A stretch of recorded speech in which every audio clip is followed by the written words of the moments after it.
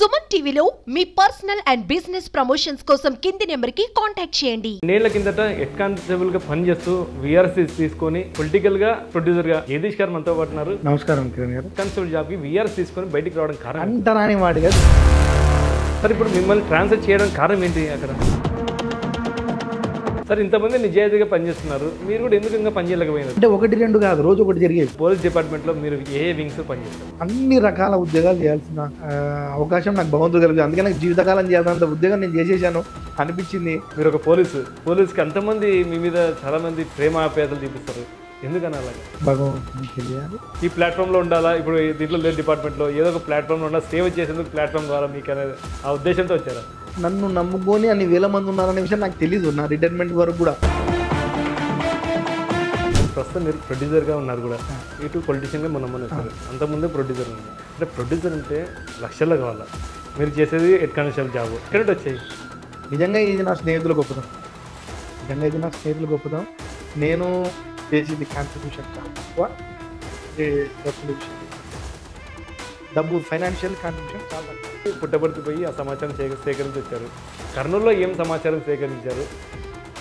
Lashkar-e Taiba chief ఉండేవాడు air department. Kurnool ఇంత ప్రశాంతంగా కనపడుతుంది అని మీరు అంటున్నారు. అప్పట్లో ఎంత ఉండింది అని నేను కొంచెం చెప్పొచ్చు, మీకు తెలియని విషయం.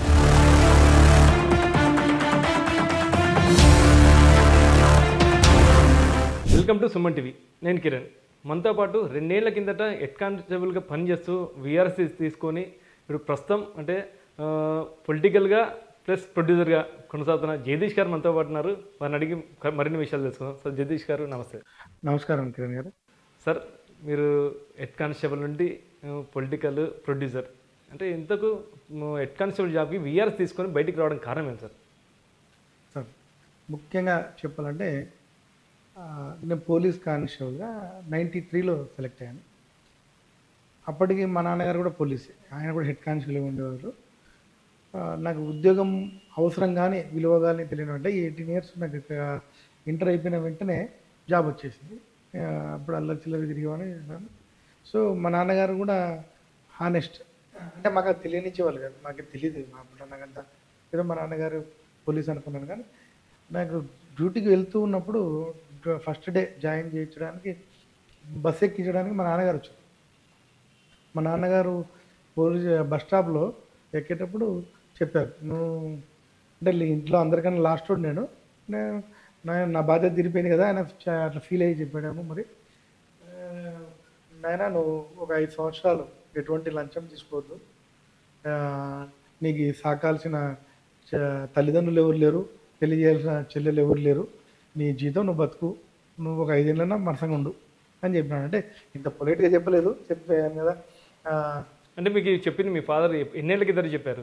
ఇది 94 జూన్. ఓకే, 94 జూన్లో చెప్పారు. ఏమని చెప్పారు? 5 ఏళ్ళైనా సక్రమంగా ఉండి అన్నారు. అంటే మీరు ఎన్నేళ్ళు సక్రమంగా ఉన్నారు? ఇప్పటిదాకా కంటిన్యూ అయ్యేది. అది హానెస్ట్గా ఉండడం అనేది ఎట్లా అంటే పులి మీద స్వారీ చేసినట్లు. చాలా ఇట్స్ నాట్ ఈజీ థింగ్. ఒక్కసారి నిజాయితీగా ఉండడం నిజాయితీగా ఉండడం కష్టం. అది అలవాటు అయిందనుకోండి, దాని నుంచి కిందికి రాలేం. అంటే మన గ్రాఫ్ పెరుగుతూ పోతుంటుంది, క్యారెక్టర్ ప్రజల్లో మన మీద నమ్మకం పెరుగుతూ పోతుంటుంది. ఆ నమ్మకాన్ని మనం ఎక్కడ ఎవ్వరు లేనప్పుడు కూడా మనం తప్పు చేస్తే మనకి క్యారెక్టర్ డౌన్ అవుతుందో అని ఒక భయం ఉంటుంది. భయము మనల్ని నిలబెట్టేస్తుంది. క్యారెక్టర్ తప్పు చేయాలని అనిపిస్తుంది, లంచం తీసుకోవాలనిపిస్తుంది. మా నాన్నగారు చెప్పినా కానీ ఒక 2-3 నెలలు మా ఫ్రెండ్స్తో కలిసి నేను కూడా అందరితో పాటు ట్రై చేశాను. కాకపోతే తర్వాత మా నాన్నగారి మాటలు మరీ మరీ గుర్తొచ్చేది. సో అప్పుడు ఒకటే బ్యాచ్ మేమంతా 8 మంది వెళ్ళాం. 8 మంది ఉన్నాం. ఇంకా మా సీనియర్లో 2-3 11 మంది అంతే హానెస్ట్గా పనిచేసాం. నేను చెప్పే రోజు కూర్చొని ఏదో మాట్లాడుకున్నాం. నేను ప్రభాకర్ అందరు కలిసి ఏదో కానిస్టేబుల్ సీను అందరం మాట్లాడుకున్నాం. అరే ఈరోజు ఇట్లా ఉంది కదా, రేపు పొద్దున మనకి డబ్బులు రాకుంటే ఎట్లా. 1500 వచ్చేది అప్పుడు జీతం, 1500 వచ్చేది. కటింగ్లు పోయి 1400 1600 అటు ఇటు వచ్చేది. చెప్తే సరే నిజమే ఈరోజు నుంచి ఉందాం, ట్రై చేద్దామన్నారు. అట్లే ఉన్నారు. అంటే నాకు ట్రాన్స్ఫర్ వచ్చింది దాదాపు 2-3 సార్లు వచ్చింది అక్కడే తుగ్గల్లో ఉన్నప్పుడే. సో నేను ఉన్నంత వరకు అట్లే ఉన్నాము. తర్వాత ఎప్పుడు మామూలుగా పరిస్థితులు మాత్రం. విఆర్ఎస్ తీసుకోవడానికి కారణం ఏంటి సార్? ముఖ్యంగా విషయం అంటే హానెస్ట్గా చెప్పాలంటే ఇమడలేక అదే అనుకోండి. నేను ఎందుకంటే నేను మాటికి నొక్కి నేను నిజాయితీ పరుడు, మిగతా సమాజం అంతా అవినీతి పరులు ఇట్లా చెప్పడం నా ఉద్దేశ్యం కాదు. కానీ ఇప్పుడు రకరకాల ఒత్తిళ్ళు ఉన్నాయి. ఇప్పుడు ఒక ఐపీఎస్ ఆఫీసర్ హానెస్ట్గా ఉన్నాడు అనుకోండి, దాన్ని అందరూ ప్రొజెక్ట్ చేస్తారు. చాలా హైలైట్గా ఆయన హానెస్ట్, ఈయన సర్వీస్ చేస్తాడు, ఇది ఓకే ఉంటుంది. నాతో పాటు కానిస్టేబుల్ కూడా చాలామంది నిజాయితీగా ఉన్నారు, వాళ్ళని ప్రొజెక్ట్ చేయరు. ఇప్పుడు ఒక స్టేషన్ హౌస్ ఆఫీసర్ అంటే ఒక ఎస్ఐఓ సిఓ హానెస్ట్ ఉన్నాడు, ఎప్పుడో ఒకసారి ఒక ఆఫీసర్ వచ్చినాడు, ఆయనను హైలైట్ చేస్తారు. ఒక కానిస్టేబుల్ హానెస్ట్గా ఉన్నాడు అంటే అట్లా పైన ఆఫీసులతో సమస్యనే, చుట్టుపక్కన ఉన్న కొలీగ్స్తో కూడా సమస్యనే. అంటే మేము కాదా అనే ఫీలింగ్ ఉంటే, నేను అలాగని తీసుకునే వాళ్ళని మీరు తీసుకోవద్దని నేను ఎప్పుడు బలవంతం పెట్టలేదు, నేను చెప్పలేదు. సో ఆటోమేటిక్గా నా పక్కన ఉన్నప్పుడు వాళ్ళకి ఏదో గిల్టీగా ఫీల్ అయ్యి వాళ్ళు నాతో కొద్దిగా, ఇప్పుడు ఏమైంది ఇంతకుముందు నన్ను ప్రోత్సహించేవాళ్ళు. నేను తుగ్గల్లో నేను జాబ్ చేసేటప్పుడు మేము హానెస్ట్గా ఉద్యోగం చేశామని చెప్పడానికి నాకు అప్పుడు ట్రాన్స్ఫర్ వచ్చింది. నాకు వెంకటరామయ్య ఎస్ఐ గారికి ఇద్దరికి కలిపి ఒకటే ట్రాన్స్ఫర్ చేశారు, అవుట్కి చేశారు, నాకు ఆయనకి ఇద్దరు చేశారు. ఆయన కొత్తపల్లికి చేశారు, నాకు అవుట్కి చేశారు. చేస్తే ట్రాన్స్ఫర్ వచ్చిందని ఒక 3 నెలలు 4 నెలల్లో రిటైర్డ్ అవుతాడు ఒక హెడ్ కానిస్టేబుల్, శ్రీరాములు సార్ అని, మా నాన్నగారి పేరు ఆయన పేరు. ఆయన రైమాన్ సార్ అని ఒక సంవత్సరంలో రిటైర్డ్ అయ్యాడు. ఆయన ఇద్దరు వాళ్ళు కూడా అంటే సిక్ చేసేసారు అన్నమాట. సిక్ చేసేసి మొత్తం స్టేషనే తాళం వేసేసి వాకిలు వేసేసి, అంటే మంచి పిల్లోడు. అంటే అప్పుడు నాకు అంతా పిచ్చిపోయితే 96 22 ఇయర్స్ 21 ఇయర్స్ అట్లా ఉంటాయి. అంతలోపల నేను చేసిన జాబ్కి వాళ్ళు నచ్చి, వాళ్ళు నేనంటే ప్రేమ చూపించి ఒక 2 సంవత్సరాలు కూడా ఉద్యోగం చేయడం కోసము 2 సంవత్సరాలు కూడా సంవత్సరం సర్వీస్ లేని వాళ్ళు సాక్రిఫైస్ చేశారు. అంటే వాళ్ళకి వచ్చే పెన్షన్ మీద ఎఫెక్ట్ పడుతుంది, వాళ్ళకి వచ్చే డబ్బుల మీద ఎఫెక్ట్ పడుతుంది, అన్నీ ఉంటాయి. అయినా కూడా లేదు, పిల్లోని కోసం చేయకపోతే ఎవరి కోసం చేయాలి సార్, ఇంత ఆనెస్ట్గా. సో ఇట్లా వాళ్ళు నా మీద పెట్టి నమ్మకం ముందు చూసారు, దాన్ని నా జీవితాంతం కోల్పోలేకపోయాడు. దాన్ని నేను నిలబెట్టు రైమాన్ సార్ అని పాప, ఆయనకి మొత్తం స్టేషన్ అంతా సెలవు పెట్టారు, స్టేషన్ తాళం వేశారు. ఎస్పీ గారు చర్చలకు వచ్చారు, వెంకటరామయ్య సార్ గారు ఈ విషయంలో చాలా హెల్ప్ చేశారు మాకు. ఆయన కూడా మాకు సపోర్ట్గా ఆయన కూడా సెలవు పెట్టారు. నేను ఉన్నప్పుడు ఇట్లా చేస్తే ఇట్లా నా మీద కక్ష సాధింపు అనమాట. సార్ ఇప్పుడు మిమ్మల్ని ట్రాన్స్ఫర్ చేయడానికి కారణం ఏంటి? అక్కడ స్టేషన్ ట్రాన్స్ఫర్ చేయడానికి కారణం వచ్చేసి అప్పుడు సుష్మారెడ్డి గారు మినిస్టర్గా ఉన్నారు, మంచి వాళ్ళు కూడా. అదే చెప్పాను కదండి, నిజాయితీగా పనిచేస్తే యాక్చువల్గా అధికారి ఎక్కడున్నా అధికార పార్టీలతో సమస్య వస్తుంది. అప్పుడు అధికార పార్టీ టీడీపీ ఉండింది. కొన్ని రాజకీయ కారణాలు వాళ్ళ మనుషులు పట్టుకుని రావడము, ఏదో చేయడము. అంటే బలమైన కారణం లేకుండా ట్రాన్స్ఫర్ అయితే జరగవు. అంటే 1 2 కాదు, రోజు ఒకటి జరిగేవి. అంటే వాళ్ళు వాళ్ళు కూడా పాపం ఒక కారణం 2 కారణాలు క్షమించేవాళ్ళు. సో ఇప్పుడు హానెస్టీ అనేది ఒకసారి ఉండి 2 సార్లు ఉండదు. భయం, ఒక దెబ్బ తగిలితే మామూలుగా అయితే డల్ అయిపోతారు, మేము డబల్ అయ్యేవాళ్ళం. సుబ్బారెడ్డి గారిని కలిసారు, అప్పుడు మినిస్టర్ ఉన్నారు కదా, అంటే జరిగింది అని. అంటే ఇంతకు సుబ్బారెడ్డి గారు ప్రమేయం ఉందనుకుంటున్నారో లేదనుకుంటున్నారు? పాపం ఆయన పెద్ద ఆయన, కింద వ్యక్తులు అంటే నేను ఆ ఊర్లో లోకల్ లీడర్స్ అంటే పేర్లు ఎందుకు చెప్పాలి, ఇప్పుడు వాళ్ళంతా ఫ్రెండ్స్ అయినారు బాగా. నా రిటైర్మెంట్ ఫంక్షన్ కూడా వచ్చి, సార్ ఇంతమంది నిజాయితీగా పనిచేస్తున్నారు, మీరు కూడా ఎందుకు ఇంకా పనిచేయలేకపోయినారు, ఎందుకు వీరా తీసుకున్నారు? అంటే చెప్పాను కదా, విఆర్ఎస్ తీసుకోవడానికి కారణము ఇప్పుడున్న ఇప్పుడున్న కొలీగ్స్తో కానీ ఆఫీసర్స్తో కానీ నాకు కొద్దిగా ఎంత ఇట్లా చెప్పాలబ్బా, అన్టచబిలిటీగా చూస్తాను. ఎప్పుడు నాకు చెప్పాలని అంటరాని వాడిగా చూస్తున్నాను. నిజాయితీగా ఉన్నవాడు నాతో చాలా మంది ఉన్నారు సార్ నిజాయితీ పనులు. నేను లేదని చెప్పట్లేదు, నేను మళ్ళీ నాతో పాటు ఉన్నారు, నాలాగా ఉన్న వాళ్ళ పరిస్థితి కూడా అదే ఉండొచ్చు. నాకు చేయాలనిపించింది, నేను విమడలేక వచ్చేసాను. ఆ స్టేజ్ వస్తే ఎవరైనా వస్తారు, నాకు వేరే సోర్స్ కూడా నేను ఎట్లా బతకగలను అనిపించింది, బయటకు వచ్చాను. అలా లేని వాళ్ళు రాలేకపోవచ్చు. సార్ ఇన్నేళ్ళు మీరు అంటే కానిస్టేబుల్ నుండి పనిచేస్తారు, ఎక్కడ కూడా పనిచేస్తారు, ఎన్ని ఒడుగుదొడుగులు చూసుకొని పనిచేస్తారు? చాలా చాలా ఒడిదుడుకులు అయితే ఎదుర్కొన్నాను. నాకు సహజం, ముఖ్యంగా ఏమొస్తే కొలీగ్స్తో వస్తుంది. వాళ్ళు అందరూ నా వెంట కలిసి, పోలీసు ఉద్యోగం కలిసి చేసే ఉద్యోగం, పల్లెకి పోవాలంటే వెనుక పోయి సార్ ఆయనతో అంటే నేను సింగల్ పోతలేదు సార్, సార్ ఏమో లేదు సార్ అంటే మళ్ళీ అనుచితంగా ఏం కాదు, కానీ అంటే ఆడ పోయినప్పుడు వాళ్ళు ఏదో ఎక్స్పెక్ట్ చేస్తుంటారు, నేను ఉన్నప్పుడు నా ముందర తీసుకోవడానికి గిల్టీకి ఫీల్ అవుతుంది. సో అదేవిధంగా నేనే అవాయిడ్ చేసేవాడిని, వాళ్ళు నన్ను అవాయిడ్ చేసేవాళ్ళు, నేను వాళ్ళని ఇబ్బంది పెట్టలేక మనం పోలీస్ డిపార్ట్మెంట్లో మీరు ఏ వింగ్స్లో పనిచేస్తారు, ఎక్కడెక్కడ పనిచేస్తారు? నేను యాక్చువల్గా మనం ఒక క్రైమ్లో ఎక్కువ చేశాను, ఇంటెలిజెన్స్లో చేశాను. స్టేట్ నుంచి పోలీస్ స్టేషన్ స్థాయి నుంచి స్టేట్ లెవెల్ స్థాయి దాకా రకరకాల ఉద్యోగాలు చేశాను. అంటే ఒక చాలా రేర్, ఎవరో ఒకరిద్దరికి వస్తే ఇలాంటి అన్ని రకాల ఉద్యోగాలు చేయాల్సిన అవకాశం నాకు భగవంతుడు కలిగింది. అందుకే నాకు జీవితకాలం చేయాలంత ఉద్యోగం నేను చేసేసాను అనిపించింది. జాబ్ సాటిస్ఫాక్షన్ ఉంది, అందుకు వదిలేసి. ఇప్పుడు మీరు డిపార్ట్మెంట్లో 3 వింగ్స్లో పనిచేస్తామని చెప్పారు. ఒకటి క్రైమ్, ఒకటి ఇంటెలిజెన్స్, ఒకటి సివిల్. క్రైమ్లో ఎక్కడ చేసేవారు? క్రైమ్లో అంటే ఎలాగా మీ ఎక్స్పీరియన్స్ చెప్పండి. క్రైమ్ వచ్చేసి మామూలుగా ఈ లోకల్, అది క్రైమ్లో పెద్ద ఇంపార్టెంట్ ఏమి ఉండదండి. అది లోకల్. అప్పుడు మద్యపాన నిషేధం ఉండేది ఎన్టీ రామారావు గారి. మద్యపాన నిషేధంలో నేను జొన్నగిరిలో పనిచేసేవాళ్ళం. ఆ చుట్టుపక్కలంతా తాండాలు, ఇన్ఫ్లుయెన్స్, ప్రతిభ నియోజకవర్గమే. అది తుగ్గలికి అవుట్ పోస్ట్ అనమాట జొన్నగిరి. సో ఆ అవుట్ పోస్ట్కి మా మరిసామేశ్వర గారు ఇచ్చారు. అప్పుడు చాలా జరిగాయి. నాట్సారా ఇట్లా. ఇప్పుడు కూడా సెబ్బు చెక్ పోస్ట్ పెట్టారు కదా ఇక్కడ. అప్పుడు అక్కడ చెక్ పోస్ట్ పెట్టారు. సో దాన్ని ఈ ముఖ్యంగా చెప్పాల్సింది అంటే ఒకటి ఎన్కౌంటర్ జరిగింది. మేము జీవితంలో ఎన్కౌంటర్లు పోలీస్ డిపార్ట్మెంట్లో చెక్కిన ప్రతి ఒక్కటి రిటైర్డ్ అయ్యేవరకు ఎవరు చూడాడు 100%. కాకపోతే మేము చేసామని చెప్పట్లేదు, కానీ అది ఎన్కౌంటర్. మేము పోయిన చోట మునిరంగన్నని చంపేశారు. పెద్ద కిరాయి హంట తుగ్గల్లో ఎన్కౌంటర్ జరిగింది. వినే ఉంటారు మునిరంగడి పేరు, కపటాల వెంకటప్పనాయుడికి ఆపోజిట్. అప్పుడు చాలా ఫేమస్ అతను. మునిరంగడిని చంపడం అంటే గొప్ప విషయం. అది తుగ్గలి ఇలాకాలో జరిగింది. తర్వాత మామూలుగా స్టేషన్లో హెచ్ఆర్ పెట్టడం జరుగుతుంటుంది. దారి దోపిడీ దొంగ జరిగేది. ఆ దోపిడీ దొంగలో ఒక దొంగని చంపేశారు ఎన్కౌంటర్. లేదు, మేము అంటే నేను పాల్గొనడం మా ఫ్రెండ్స్, మా డ్యూటీ.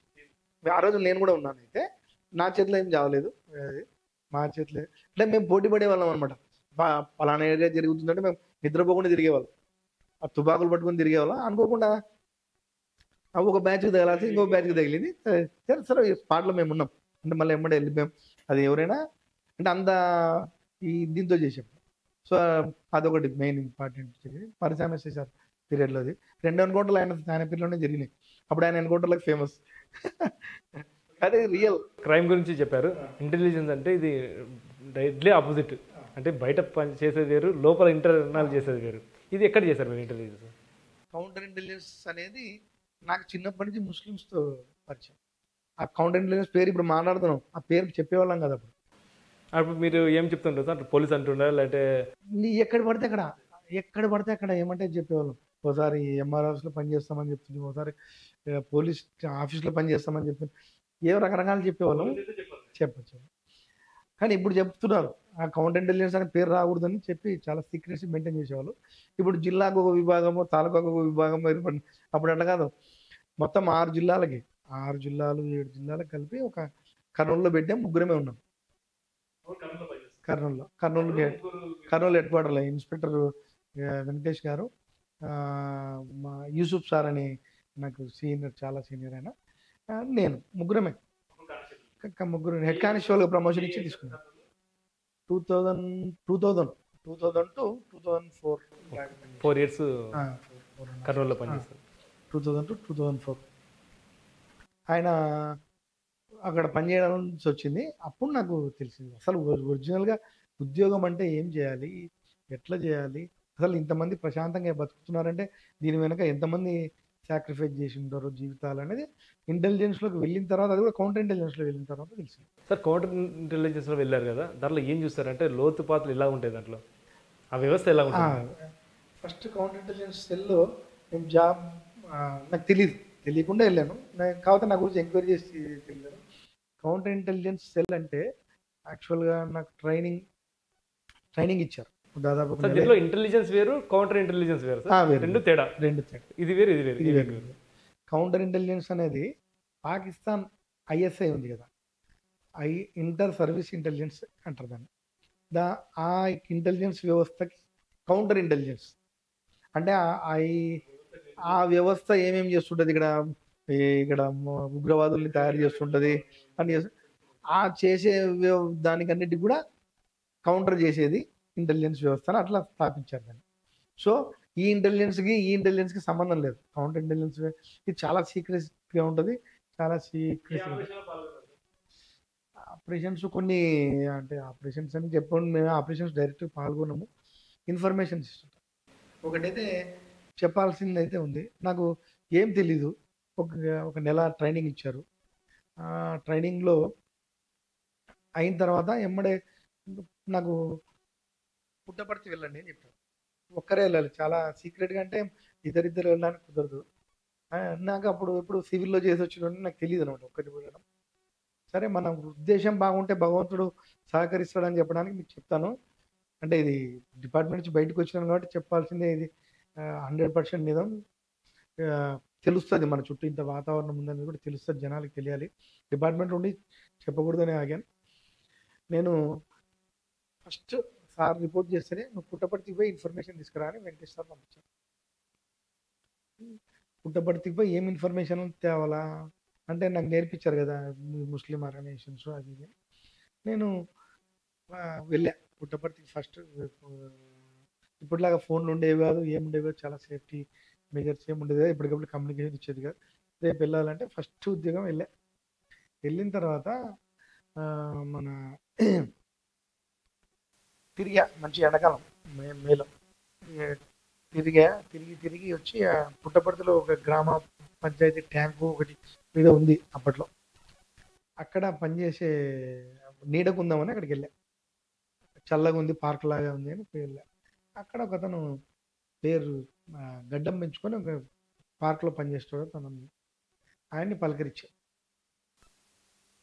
ఇట్లా నేను ఆయనకి నేను రిపోర్టర్ అని చెప్పాను, పోలీస్ అని చెప్పాను. రిపోర్టర్ అంటే నేను రిపోర్టర్ని, మన ముస్లిం పత్రిక ఉండేది సియాసత్ మున్సిఫ్ ఏదో అట్లాంటిది ఏదో ఉండేది. నేను ఆ పత్రిక రిపోర్టర్ని, నా పేరు అస్లాం అని ఉర్దూ బాగా ఫ్లూయెంట్గా మాట్లాడదు. నా ఫ్రెండ్స్ అంతా నాకు ముస్లిమ్స్ ఎక్కువ. సో నా ఉర్దూ ఫ్లూయెన్సీ చాలా బాగుంటుంది. సో అందరు నమ్మేవాళ్ళు, నేను నమాజ్కి వెళ్ళేవాడిని, అన్నీ చూసేవాడిని. సో నేను అట్లా చాలాసార్లు అండర్ కవర్ ఆపరేషన్ చేసింది, చాలా ఇన్ఫర్మేషన్ తెచ్చాం. ఆయన కొద్దిసేపు మాట్లాడే లోపల ఎట్లుంది మన ముస్లింల పరిస్థితి ఇక్కడ ఎట్లుంది అది అని అడిగే లోపల అతను చెప్పడం మొదలుపెట్టాడు. ఇన్ని రోజులు చాలా బాగాలేదు, ఘోరంగా ఉండింది అంతా, బాబా ఈ ఆధ్వర్యం ఇది చెప్పేది 2000 సంవత్సరం మేలో బాబా అని మొత్తం బాబా ఇది ఉండింది. ఒక యూసుఫ్ అని ఒక ఆయన వచ్చినాడు, ఆ యూసుఫ్ వచ్చినప్పటి నుంచి మనకి ఇలా బాగుంది అని. అంటే యూసుఫ్ అనేట ఆయన ఏం చేస్తున్నాడు అంటే, యూసుఫ్ అనేట ఆయన మనకి ఇక్కడ మద్రసా ఏర్పాటు చేయించినాడు.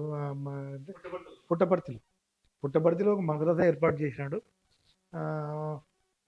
ఆయన. యూసుఫ్ అంటే నేను మామూలుగా మనం ఎక్కడి నుంచి వచ్చాడంటే బెంగళూరు నుంచి వచ్చాడు. అదే సరే ఆయన కలవాలా, ఎక్కడ ఉంటాడు అంటే ఇప్పుడు మసీద్ నమాజ్కి వస్తాడు, పోదాంపా అని చెప్పి తీసుకుపోయినాడు. మగ్రిబ్ నమాజే ఉంటుంది సాయంత్రం పూట, మగ్రిబ్ నమాజ్ పోయితే నమాజ్ చేసాము. రాలేదు అతను, వాళ్ళు రాలేదే యూసుఫ్ అంటే, లేదు బెంగళూరు పోయినాడు, మద్రసాకి టోపీలు తీసుకోవడానికి పోయినాడు పిల్లలకి అని చెప్పాడు. ఆ మద్రసాలో ఏం చేస్తున్నారు, కరాటే శిక్షణ అది ఇది ఇస్తున్నారు. ఆ మద్రసాలో కరాటే శిక్షణ కూడా ఇస్తున్నారు. ఏమి ఇది అంటే చుట్టుపక్కల ముస్లిమ్స్ అందరిని పిల్లల్ని తెచ్చుకొని, సరే శిక్షణాలయం ఓకే. తర్వాత ఏమైంది, నేను ఉదయం ఫజర్ నమాజ్, నేను నైట్ అక్కడే పడుకున్నాను వేరే చోట పడుకొని, మళ్ళీ ఉదయం ఫజర్ నమాజ్ అని ఉంటుంది, 5 గంటలకు వస్తాడు, అప్పుడు కలుగుతుర్లే అని చెప్పి కలిసా. యూసుఫ్ అని పేరు చెప్తున్నారు నాకు. ఆడ యూసుఫ్ భాయ్ ఎక్కడ అని అడుగుతుంటే, ఆ యూసుఫ్ భాయ్ అనేట ఆయన చూపిస్తే నేను వండర్ అయిపోయినా. యూసుఫ్ అంటే మన ఇండియా వాళ్ళు అది కాదు, అతను ఫారినర్, ఒక ఫారినర్.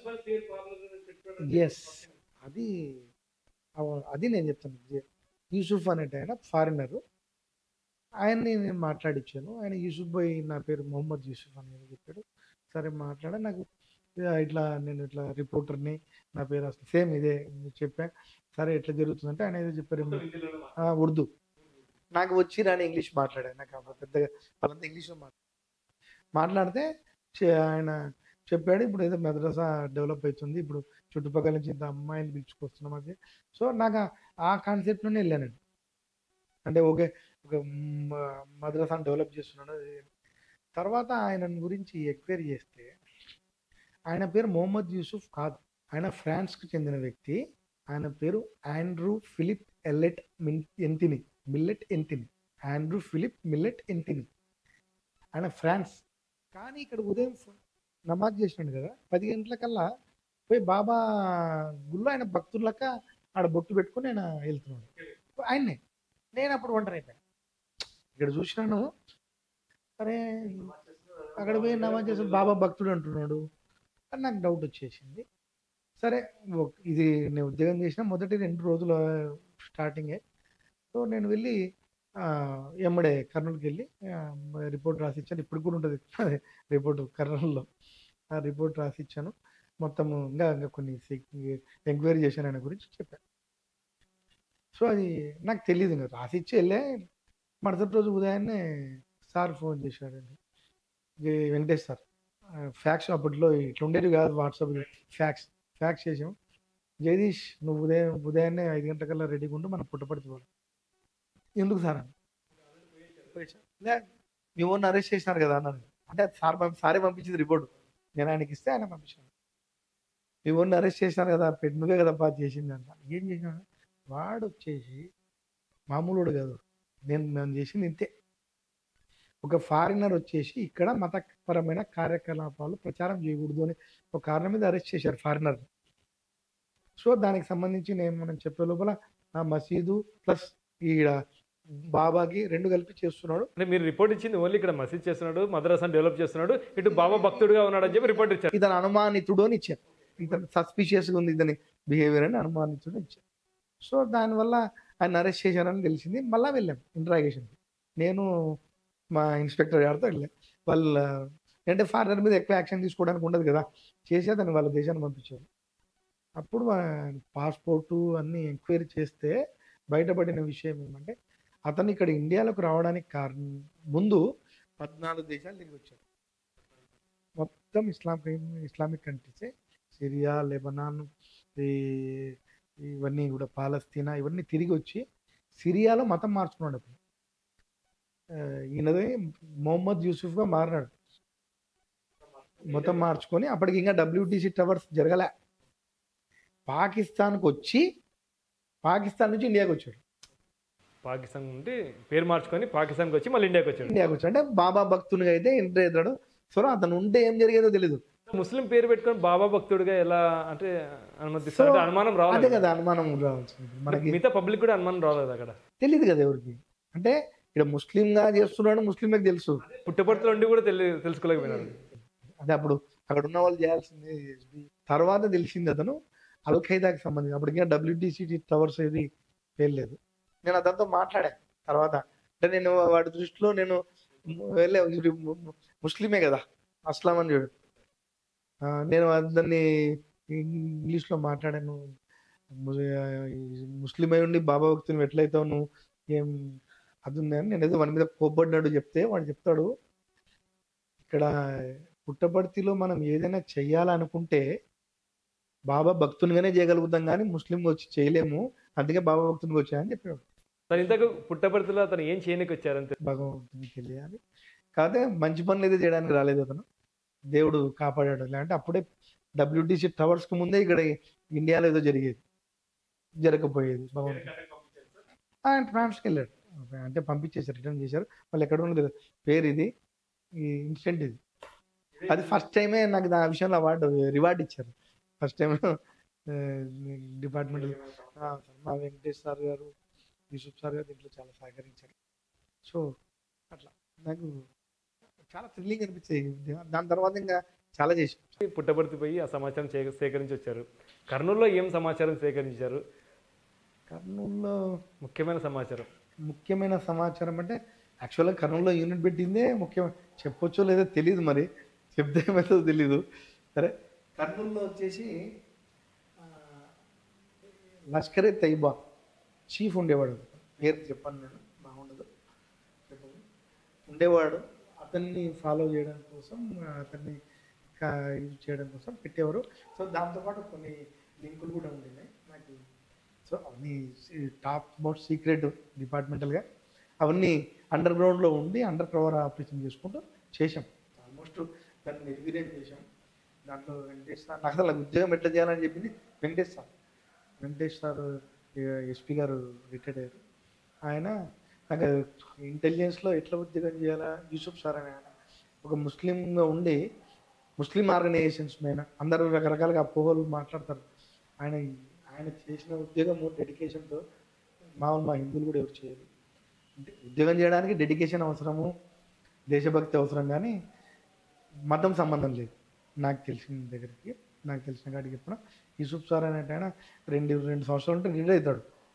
అటువంటి వ్యక్తి ఎంత డెప్త్కి వెళ్ళి చేసేవాడు అంటే అంత డెప్త్కి వెళ్ళి చేసేవాడు. ఒకసారి నేను కర్నూలులో ఓల్డ్ టౌన్లో ఒక ఇంట్లో వెళ్ళి ఇన్ఫర్మేషన్ తీసుకోవాలి, ఎవరో వేరే వాళ్ళు వచ్చారు ఇంట్లో. సో ఆ టైంలో నేను యూసుఫ్ సార్ అంటే ఈయననే నాకు ఇంకా గురువు దైవం అన్నీ, తిండి ఫ్రెండ్ అన్నీ ఆయన. అంత ఉదయం నుంచి సాయంత్రం వరకు కలిసే ఉండేవాళ్ళం, కలిసి ఉద్యోగం చేసేవాళ్ళం, అన్నీ షేర్ చేసుకునేవాళ్ళం. ఒక ఇంట్లో సీక్రెట్గా వెళ్ళి అక్కడి నుంచి డాక్యుమెంట్స్ తేవాలి అట్లా ప్లాన్ చేసినాం. 10:30-11 అట్లా పోయినాం. ఎవరు తిరిగినప్పుడు ఆయన స్కూటర్ ఉండింది చేతకేదో నర్మదా ఏదో ఉండి పాతది, దాని మీద ఎక్కి కాలు పెట్టి పైకి ఎక్కాం. దాంట్లోకి దిగాం. నేను ఒక్కరిని దిగా, ఆయన దిగలేదు. లోపలికి వెళ్ళిపోయా. పైకి రావడం దిగిన తర్వాత పైకి రావడానికి నాకు కుదరలేదు. వాళ్ళు వచ్చి నన్ను చూస్తారేమో అని భయం. ఒక్కరిని దిగా. చీకటి, అది తిప్పలు పడి తీసుకున్న వాళ్ళు వచ్చారు. వాళ్ళు వచ్చి చూసే రూపంలో నేను పక్కన కావాల్సిన డాక్యుమెంట్ తీసుకున్నాను సార్. అది తీసుకున్నాను. నాకు కావాల్సిన అర్థం కావు కదా, ఉర్దూలో ఉండే అవన్నీ వాళ్ళు ఇక్కడ వాళ్ళు కాదు. అవి తీసుకున్నాము. నేను తీసుకున్నాను, కవర్ ఉండింది ఏదో సంథింగ్ ఉండి తీసుకున్న తర్వాత దానిలోని పైకి రావడానికి కుదరలేదు. అంతలోపల వీళ్ళు వచ్చారు. నేను వాళ్ళు వచ్చి చూస్తే మమ్మల్ని ఏడ చంపేస్తారని భయం కదా, తెలియదు. నేను ఒక్కనే, ఆయన కింద ఉన్నాడు, ఆయనకు తెలియదు పాపం. నేను దాదాపు ఇది ఒక 3-4 గంటలు పట్టింది. నేను వాళ్ళని తీసుకొని వాళ్ళు పడుకున్నారు లేదో చూసుకొని అది ఎక్కడానికి కుదరక పక్కన బొగ్గు సంచులు మీద వేసుకొని కూర్చొని నా గుండె చప్పుడు నాకు వినపడేది అప్పుడు టక్ టక్ టక్ టక్ సైలెంట్గా రాత్రి. సో దాన్ని పెట్టుకొని పైకి ఎక్కి ఇవన్నీ కూడా ఆయనకి చూస్తాను తెలియదు కదా పాపం. బయట ఉన్నాడు. ఏం జరిగింది అప్పటిలాగా ఫోన్ లేవు, సెల్ ఫోన్ లేవు, మెసేజ్లు లేవు. టెన్షన్. దాన్ని పెట్టుకొని పైకి ఎక్కి దుంకా. 3-3:30 అవుతుంది. ఆ టైంలో యూసుఫ్ సారు లిటరల్లీ హీ వీప్డ్, ఖర్చుకొని ఏడ్చేశాడు. పిచ్చి పట్టిందా, నీకు ఎందుకే ఇట్లా చేస్తావు, నీకు నా కొడుకులు అంటాడు, నువ్వు నీకు ఉద్యోగం అని ఇట్లా చేస్తే తప్పయ్యా, మనకి ఎప్పుడు కాపాడే అంటే చూడండి. ఏమైందో అని చెప్పి భయపడ్డాడు. ప్రేమకి, అభిమానానికి, ఉద్యోగం చేయడానికి మతం సంబంధమే లేదు. యూసుఫ్ సార్ నాకు ఇప్పుడు కూడా టచ్లో ఉన్నాడు, ఇప్పుడు కూడా నా మేలు కొడతాడు. సో అంత డిటర్మైన్డ్గా ఉద్యోగం చేసేవాడు, అంటే అంత చిత్తశుద్ధితో ఉద్యోగం చేసేవాడు. చాలా గొప్ప వ్యక్తి. సో నేను చేసి వచ్చింది ఇవన్నీ కూడా నేను అప్పుడు వెంకటేశ్వరికి చెప్పలేదు, యూసుఫ్ సార్ కూడా లోపలే చెప్పేది. అప్పుడు తర్వాత చెప్పాను, గుర్తుందో తెలియదు. తర్వాత అంటే వాళ్ళకి ఇన్ఫర్మేషన్ వరకే తెలుసు. ఇవన్నీ చేశాడు, ఎవడు చేయమన్నాడు నిన్నట్టు కదా. ఒక్కడు పోతే ఏమైనా చేస్తే సార్ ఇప్పుడు డిపార్ట్మెంట్ వాళ్ళకి తెలియకుండా వెళ్ళారా, లేదంటే డిపార్ట్మెంట్ అంటే వాళ్ళకి తెలియదు. అంటే నేను ఇట్లా పోతే లోపల అంటుంటుంది, వాళ్ళకి ఏం తెలుసు, అక్కడ ఎవరో వచ్చినారు, కొన్ని దాని గురించి ఇన్ఫర్మేషన్ తీసుకొని చెప్తారు. దాన్ని ఎట్లన్నా తీసుకొని రావాలని నీ బాధ్యత అది. సో ఇది ఒకటి చెప్పాను. ఒకటి ఇంకా ఆయన ఒకటి హరేన్ పాండ్యా హత్య కేసు. సార్ ఈ విషయం మొక్క పెడితే ఇప్పుడు మీరు లోపలికి వెళ్ళారు, ఒకవేళ వాళ్ళకి పట్టుబడి ఉంటే పరిస్థితి ఎలాగ ఉండేవాడిని కదా, ఈరోజు ఇంటర్వ్యూ చేసేవాళ్ళు. అంటే అంత స్ట్రాంగ్ పర్సన్ సార్ వాళ్ళు. అయితే అంత స్ట్రాంగ్ పర్సన్స్ మీకు తెలియదు, కానీ మాకేం చెప్పాలి లోపల పోయి నాకు ఏం కనిపించిందని. ఓకే, పేపర్ బుక్కులు కనిపించాయి, ఏమైనా గన్నులు ఏమైనా కనిపించాయా, తుపాకులు ఏం కనిపించాయి? మీకు కర్నూలు ఇంత ప్రశాంతంగా కనపడుతుంది అని మీరు అనుకుంటున్నారు, అప్పట్లో ఎంత ఉండింది అనేది మీకు తెలియదు. అది నేను కొంచెం చెప్పొచ్చు, మీకు తెలియని విషయం ఏంగా డిపార్ట్మెంట్ చెప్పేస్తాను, పర్లేదు. అప్పట్లోనే స్లీపర్ సెల్స్ ఉండేవాళ్ళు ఇక్కడ హైదరాబాద్. మన స్లీపర్ సెల్స్ అది సినిమాలు ఏదో తీస్తున్నారు కాదు, స్లీపర్ సెల్స్ ఇక్కడే ఉండేవాళ్ళు, ఈ కర్నూలులో ఉండేవాళ్ళు. కర్నూలులో షెల్టర్ ఇచ్చేవాళ్ళు. ఇక్కడి నుంచి రిక్రూట్ చేసి పంపించేవాళ్ళు ఐఎస్ఐ ఇక్కడ ఇక్కడ ఇక్కడి నుంచి పంపించేవాళ్ళు. నంది పేర్లు చెప్తే బాగోదు కానీ మన నంది కొట్కూరు నుంచి ఒక వాళ్ళు రిక్రూట్ చేసే పద్ధతి కూడా చాలా బాగుంటుంది. చచ్చినట్టు వాళ్ళకి పని చేయాలి. వాళ్ళు ఇక్కడి నుంచి పోయేటోడు నేను రిక్రూట్ అని తెలియదు అంటే అందరు ఆ విధంగా అనుకుంటారు. నేను చూసింది మాత్రం అంటే నాకు తెలిసి నేను ఒక అతన్ని మన పిల్లవాడిని పేరు వచ్చేసి మొహమ్మద్ షరీఫ్ ఒక పిల్లాన్ని జమ్మూలో శ్రీనగర్లోనూ బార్డర్ క్రాస్ చేస్తుంటే అరెస్ట్ చేశారు, కాల్చారు. కాలేజీ పోయింది, శ్రీనగర్ జైల్లో ఉన్నాడు. ఎట్లా అక్కడికి పోయినాడు అనే దాని గురించి మాట్లాడితే అంటే దాన్ని ఎంక్వైరీ చేస్తే ఏమైంది అంటే చూడండి ఒకసారి ఆలోచన చేయండి. మన కర్నూలు జిల్లా నుంచి జమ్మూ కాశ్మీర్ బార్డర్ జరిగిన ఒక మిలిటెంట్ అంటే ఇక్కడ వాడికంతా మైండ్ వాష్ చేసి పంపిస్తారంటే అంత భ్రమ. మైండ్ వాష్ చేసిన ఇదంతా 2-3 వర్గాలు ఉంటాయి. అది చాలా డెప్త్ సబ్జెక్టు. సో నాకు భగవంతుని దయ వల్ల నాకు ఇంట్రెస్ట్ కాబట్టి మొత్తానికి నేను దూసుకెళ్ళి నేను వెళ్ళేవని నాకు తెలిసేది. ఒక నంది కొట్కూరు అతను పిల్లాడిని అక్కడ అరెస్ట్ చేశారు. ఆ పిల్లాడు ఎట్లా పోయినాడని ఆ ఇంట్రాగేషన్ రిపోర్ట్ చేశాడు. నేను చదివించాను. ఆ పిల్లోడు చాలా బీదవాడు, వాడికి ఏం తెలియదు. వాడికంతా అప్పటికి వయసు 14-15 సంవత్సరాలు అంతే. వాచ్ రిపేర్ చేసేవాడు. వాచ్ రిపేర్ చేసేటోడికి నీకు ఇక్కడ ఉంటే ఏం పని చేస్తావురా, నీకు బాంబేకి పంపిస్తాను, నీకు బాంబేలో మంచి జాబ్ ఇస్తారు, దీంట్లో దండిగా సంపాదిస్తావు అని చెప్పి ఒకడు రోజు నమాజ్కి పోతుంటే కనెక్ట్ అయినోడు వీడైతే పంపిస్తే బాగుంటుందని వాడిని ఇక్కడికి పంపించారు. ఆ పంపించేటప్పుడు వాడిని అబ్జర్వ్ చేయడానికి వాటితో పాటు వాళ్ళ మనిషి కూడా వచ్చి ఉంటాడు. అక్కడికి వెళ్ళిన తర్వాత వీడికి డబ్బులు ఇచ్చి పంపిస్తారు, ఒక 200-300 ఇచ్చి. అక్కడ పోయిన తర్వాత ఈ నెంబర్కి ఫోన్ చేయి, వాళ్ళు వచ్చి తీసుకుపోతారని చెప్తారు. వాడికి ఆ 200 అక్కడ పోయిన తర్వాత ఆ నెంబర్ పని చేయదు. వాడు ఏమవుతుంది, బాంబేలో దిగి వాడికి ఎవడు తెలియదు, వాడు ఒక్కడే తిరుగుతుంటాడు. ఆ 200-300 అయిపోతుంది. వాని అంటే వీని మనుషులు తిరుగుతూనే ఉంటారు, ఫాలో అవుతూనే ఉంటారు. ఆ 200-300 అయిపోయిన తర్వాత వాడు ఎటువంటి పరిస్థితుల్లోనైనా వాళ్ళు అంటే తీసుకుపోవాల్సిన పరిస్థితి. ఆ 200-300 అయిపోయినాయి. ఓ 2 రోజులు కొట్టిన తర్వాత వాడు ఫోన్ పనిచేస్తుంది. అప్పుడు పనిచేసి అరే నువ్వు అక్కడ ఉన్నావా, మా వాళ్ళు వస్తారు తీసుకుపోతారు. వాడి చేతిలో ఏముండదు, ఎక్కడికి పోవడానికి ఉండదు, రిటర్న్ రావడానికి ఉండదు. వాళ్ళు మరి అక్కడి నుంచి బాంబే నుంచి గుజరాత్కి తీసుకెళ్లారు, గుజరాత్ నుంచి యూపీకి తీసుకెళ్లారు, అదేదో నేపాల్ బార్డర్ ఉంది అక్కడ తీసుకెళ్లారు సంథింగ్. అక్కడ వాడిని ప్లేసులు మార్చుకుంటూ తీసుకెళ్లారు.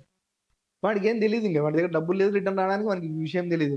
ఇప్పుడు ట్రైనింగ్ వాళ్ళు ఎమ్మడి తిరుగుతూ పోయిన తర్వాత అక్కడ వానికి మొత్తం ఇదిరా బాబు నువ్వు ఇట్లా పెట్టుకుని నువ్వు ముందు బార్డర్ వాడు పక్కన వాళ్ళందరూ ఊగిపోతుంటారు, వీడు కూడా ఊగిపోవాల్సిందే. ఇప్పుడు మన వాళ్ళు జై శ్రీరామ్ అంటే పక్కన కూడా జై శ్రీరామ్ అంటే. సో అట్లా వాళ్ళు కూడా అలా జిహాద్ అట్లా వాడిని కూడా అట్లా మైండ్కి ఎక్కి వెళ్ళిపోయారు. సో ఇట్లా ప్రాసెస్. నేను ఇంకా చాలా స్లీపర్ సెల్స్ కోసం ఇంతమంది పనిచేస్తున్నారు అయితే అంటే నేను చెప్పేది చాలా సింపుల్. నాకంటే పెద్ద సబ్జెక్ట్ తెలిసిన చాలా మంది ఉన్నారు. నేను కూడా చాలా కుదించి చెప్తున్నాను, అంటే అంత చెప్పకూడదు కాబట్టి చెప్పొచ్చు లేదు కూడా తెలియదు. నేను ఏదో చెప్పేస్తున్నాను. కొంచెం జనాలకు అవేర్నెస్ ఉండాలి, మెయిన్ ఇంపార్టెంట్. మన కర్నూలులో ఈ చుట్టుపక్కల ప్రాంతం ఎందుకంటే మనమే స్లీపర్ సెల్స్ అవుతున్నాం, ఇవి ఎక్కడో జరుగుతున్నాయి అని అనుకుంటున్నారు. కాదు, మనకి ఇక్కడ ఎప్పుడో 20 సంవత్సరాలు 30 సంవత్సరాలకి ఇక్కడ స్టార్ట్ అయింది. ఇంటెలిజెన్స్ వ్యవస్థ కూడా చాలా పెద్దగా అయిపోయింది, స్ట్రాంగ్ అయిపోయింది. అప్పుడు మాకు ఇంత అలవెన్సులు లేవు, ఇంత ఇబ్బంది లేదు, మేము ఇంత ఇబ్బంది పడతామని చెప్పుకోవడానికి కూడా లేదు ఎవరికి. నీకు డ్యూటీ చెప్పాం వెళ్ళాలి అనేవాళ్ళు, వెళ్ళొచ్చి చెప్పాం. ఆడ ఎంత కష్టాలు పడడం ఎవరికి తెలియదు. చెప్తే ఎవరు అవసరం వాళ్ళకి వినడానికి. సార్ సివిల్లో అయితే నాకు తెలిసినంత వరకు సివిల్లో మీరు బయటికి వచ్చేంత వరకు కూడా మీ వద్ద ఇప్పుడు కూడా జనాలు ఎందుకు ఎంబడి ఉంటారు సార్? అంటే యాక్చువల్గా పొలిటీషియన్కి ఉంటారు ఎక్కువ ఎంబడి. మీరు ఒక పోలీస్కి అంతమంది మీ మీద చాలామంది ప్రేమ ఆప్యాయతలు చూపిస్తారు, ఎందుకని అలాగా? నాకు కూడా ఒక్కోసారి అనుమానం వస్తుంది. నాకేమనిపించేది అంటే ఇప్పుడు తర్వాత అనిపిస్తుంది నాకు, ఇప్పుడు అంటే ఎందుకు ఇంతమంది నాకే అనిపిస్తుంది. యాక్చువల్ నా రిటైర్మెంట్ ఫంక్షన్కి ఏదో 200 మంది 300 మంది వస్తారేమో. ఫోటో చూస్తాను, చాలా చూసాను. అంటే దాదాపు ఒక 5-6 వేల మంది స్వచ్ఛందంగా నాకు తెలియకుండా, నేను చెప్పకుండా, నా నేనే రిటైర్డ్ అవుతున్నా ఒక 5 రోజుల ముందు వరకు నేను చేద్దామా ఫంక్షన్ లేదా అంటే ఒక 200 మంది అనుకున్నా. కొని మీరు ఫంక్షన్ చేస్తారు. వ్యరస్తు పలానా డేట్కి అయిపోతుందని ఫిబ్రవరి 2వ తారీఖు చేసింది. సో నాకు తెలియకుండానే వీళ్ళందరూ నన్ను అభిమానించే వాళ్ళందరూ ఒక తయారైపోయారు. ఆ రోజు నాకు కళ్ళు చెమర్చాయి. చాలా అంటే ఎంతోమంది, అంటే వాళ్ళకి ముందర నాకు వాళ్ళకి నేనేమన్నా అభిమానం నాకు తెలీదు, నాకు ఏం చేశానని నాకు తెలియదు ఆ టైంకి. అంటే ఒక్కొక్కరు వచ్చి చెప్తున్నారు. వాళ్ళు ఒకడు ఉదాహరణకు చెప్తాను. నేను గుణేలో పనిచేసేటప్పుడు సో ఫుడ్ సర్టిఫికేట్ కోసం పోలీస్ హాస్పిటల్కి వచ్చేవాడిని. సోమవారం కదా స్కానింగ్ ఏదో చేస్తారు అక్కడ, చాలామంది ఎక్కువ ఉండేవాళ్ళు. నేను ఆ మందిలో నేను యూనిఫామ్లో పోయి యూనిఫామ్ డాక్టర్ కోసం కూర్చుంటే ఒకటి సడన్గా సార్ అని నడిచినాడు. సార్ అని నడిస్తే ఏమంటే ఆ మందిలో వచ్చి కాలు పట్టుకుంటున్నాడు. ఏమైంది అంటే అందరూ చూస్తున్నారు. ఏమైంది నాకు గుర్తులేదు, రీకరెక్ట్ చేసుకోలేదు ఎవరన్నది.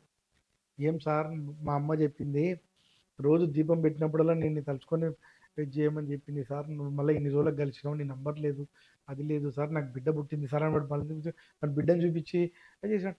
నేను ఏం చేసినా నాకు గుర్తులేదు, ప్రామిస్గా గుర్తులేదు నాకు. కానీ ఆ విషయం వాడికి చెప్పలేను కదా నేను. రైట్ నీ నంబర్ అది అని చెప్తే వాని పేరు పడింది చంద్ర అని, గుర్జాల అని పడింది. చంద్ర గుర్జాల అని పెట్టుకున్నాను. తర్వాత వాడు వచ్చినప్పుడు కలిసిపోయేవాడు, మనం అడగలేకపోయేవాడిని ఏం చేసినాం నీకు అని. మొన్న నా రిటైర్మెంట్ ఫంక్షన్కి వాళ్ళ అమ్మ వాళ్ళ ఫ్యామిలీ మొత్తం వచ్చినారు ఎక్కడి నుంచో. తెలిసిందా సార్ మీరు ఏం మంచి పని చేశారు? అదే స్టేజ్ మీద చెప్పినాడు.